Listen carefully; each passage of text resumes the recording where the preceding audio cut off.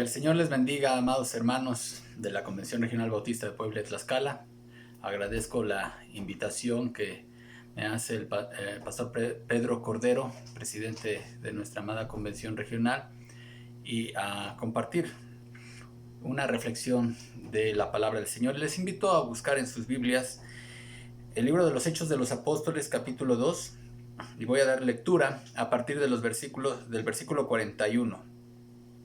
Dice así la palabra de Dios: Así que los que recibieron su palabra fueron bautizados, y se añadieron aquel día como 3,000 personas, y perseveraban en la doctrina de los apóstoles, en la comunión unos con otros, en el partimiento del pan y en las oraciones. Y sobrevino temor a toda persona, y muchas maravillas y señales eran hechas por los apóstoles. Todos los que habían creído estaban juntos y tenían en común todas las cosas, y vendían sus propiedades y sus bienes, y lo repartían a todos según la necesidad de cada uno. Y perseverando unánimes cada día en el templo, y partiendo el pan en las casas, comían juntos con alegría y sencillez de corazón, alabando a Dios y teniendo favor con todo el pueblo.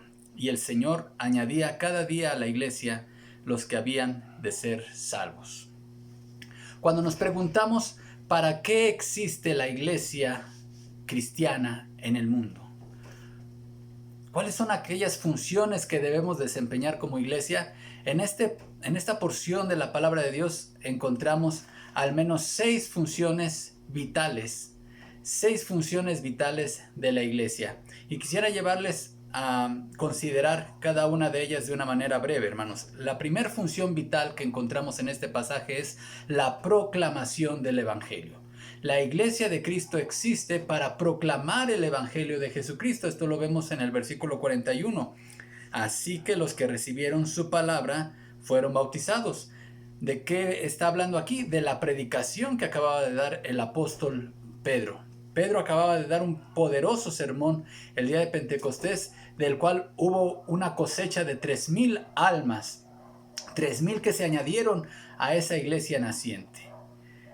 Es pues aquí claramente establecida que una de las funciones vitales de la iglesia es la proclamación del Evangelio. Pero hay una segunda función que vemos aquí en este pasaje, hermanos, en el versículo 42.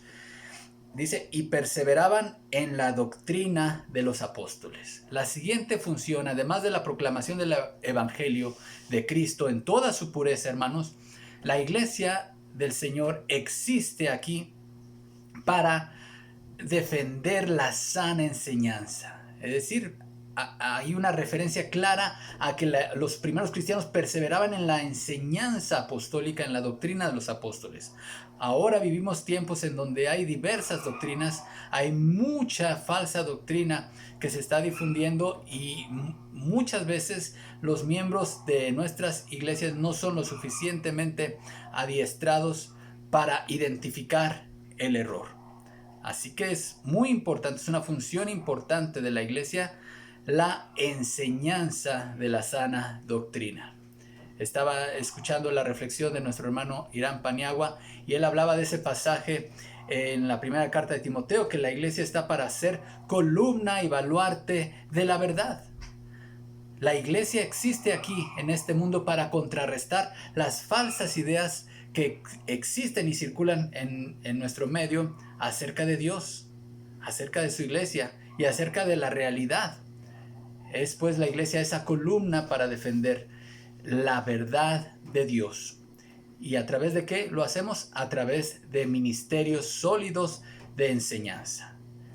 Hemos visto hasta ahorita 2 funciones que este pasaje de Hechos nos da acerca de la iglesia, hermanos. La iglesia existe, ya dijimos, para la proclamación del Evangelio, pero también existe para la enseñanza bíblica.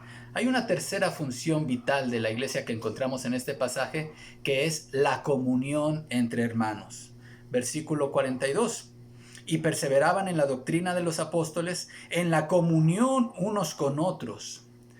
Hermanos, la iglesia de Cristo es una comunidad de creyentes. Y quiero que note mucho la palabra comunidad. No existe ningún tipo de organización humana fuera de la iglesia en donde se exprese de una manera más viva y real el amor ágape que la iglesia de Cristo.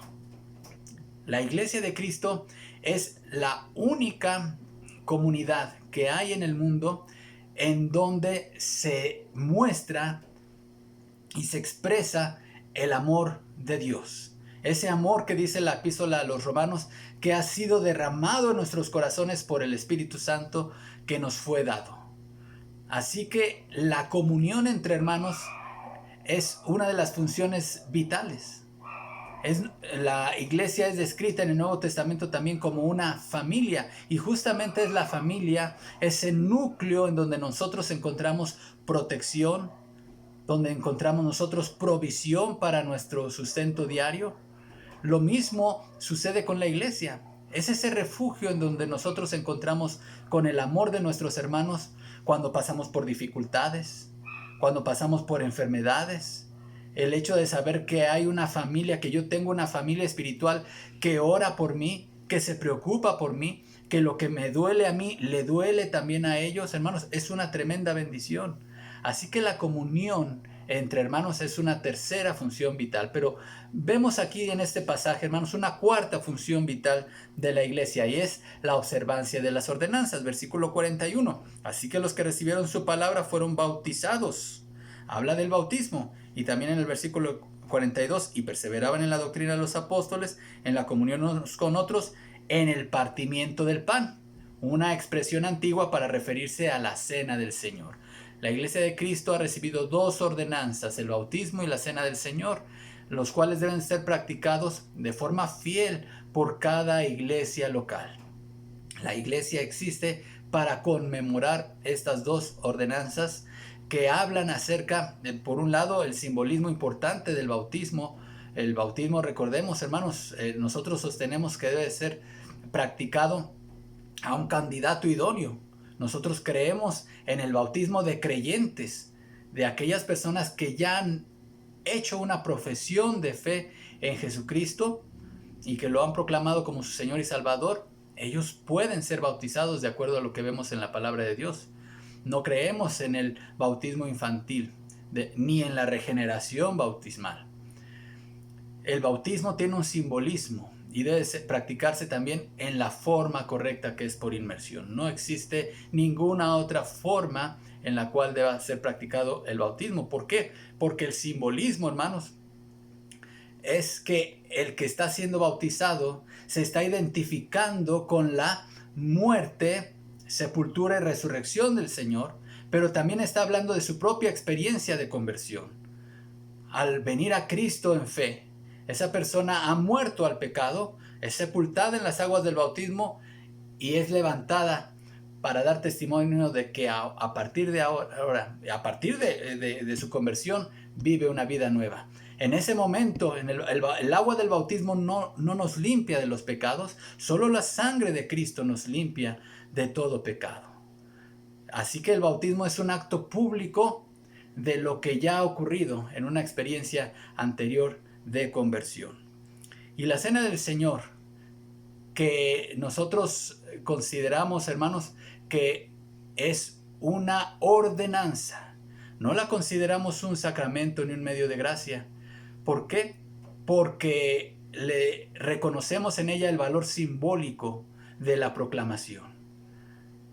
Cada vez que la iglesia se reúne para conmemorar la cena del Señor, proclama la muerte de Cristo. Eso lo dice el apóstol Pablo en su primera epístola a los Corintios. La muerte del Señor anunciáis hasta que Él venga. Así que la cena del Señor es una proclamación de la muerte de Cristo. Pero también habla de la comunión del creyente con ese cuerpo herido y con esa sangre derramada. Nosotros no creemos en la transubstanciación, no creemos en la consubstanciación. Creemos que el pan después de la oración sigue siendo pan, y el jugo de la vid después de la oración sigue permaneciendo como jugo de la vid, pero representa el pan, el cuerpo de Cristo, y el jugo de la vid, la sangre derramada de nuestro Señor Jesucristo. La iglesia existe para mantener hasta que Cristo venga estas dos ordenanzas de forma fiel. Pero hay una quinta función vital que vemos en este pasaje que la iglesia debe cumplir, que es el servicio. Versículo 45. Leo desde el 44. Todos los que habían creído estaban juntos y tenían en común todas las cosas. Y vendían sus propiedades y sus bienes y los repartían a todos según la necesidad de cada uno. La iglesia existe aquí para el servicio, y este servicio de misericordia se da en un primer nivel, a nivel del interior de la iglesia. Aquí vemos en este pasaje, hermanos, que en la iglesia naciente de Jerusalén había pobres. No como ahora muchos piensan que los que vienen a Cristo tienen que no padecer ni persecución, ni hambre, ni enfermedades. Eso no está en la Biblia. Vemos claramente vemos que aquí había gente en necesidad. Y la actitud de los hermanos que tenían bienes no fue tampoco una actitud que espiritualizara la pobreza. Muchos pudiesen haber espiritualizado la pobreza y haberles dado un mensaje a los pobres, a la gente necesitada que había ahí, y haberles dicho, bueno, Dios determinó que tú fueses pobre, así como Él mismo determinó que yo tuviese una mejor posición económica. Así que tú debes de conformarte con tu pobreza y debes de vivir una vida de no queja. No fue esa la actitud, sino que aquellos que tenían mejores condiciones económicas atendían las necesidades de los más pobres. Incluso se despojaban de sus bienes para solventar la necesidad de los hermanos que estaban pasando dificultades. Había viudas, había huérfanos, había muchas personas en situaciones precarias, pero la iglesia, la familia de la fe, cubría esas necesidades. Ahora, hermanos, estamos viviendo épocas en las cuales, debido a la pandemia de COVID, hay muchas personas en nuestras iglesias que no están percibiendo un ingreso. Hay personas que han perdido su empleo. Hay personas que tenían un negocio, lo tuvieron que cerrar o su negocio ha sido afectado por esta situación. Y hay mucha necesidad económica. Las iglesias, estaba escuchando el testimonio de un pastor que decía que la iglesia le había informado que debido a la al bajo ingreso que estaba llegando a la tesorería de la iglesia, sus salarios se lo iban a disminuir. Es una realidad que las epidemias generan crisis económicas que golpean duramente la economía familiar. Bueno, pues las familias que todavía no son golpeadas económicamente por la pandemia, tenemos y estamos en la obligación de tender la mano a aquellos hermanos que están pasando necesidad. Pero incluso este servicio puede extenderse más allá de las fronteras de la iglesia, porque aquí dice claramente el versículo 47, y teniendo favor con todo el pueblo.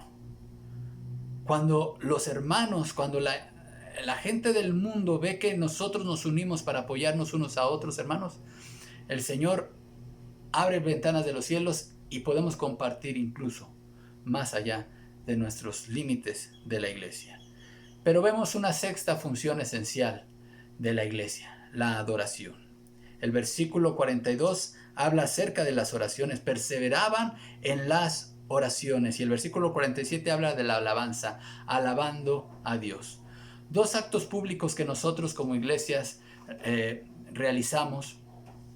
Ahorita los tenemos que estar realizando en casas, hermanos, y tenemos que seguir así hasta que las condiciones sean óptimas. Son los cultos dominicales y el culto de oración.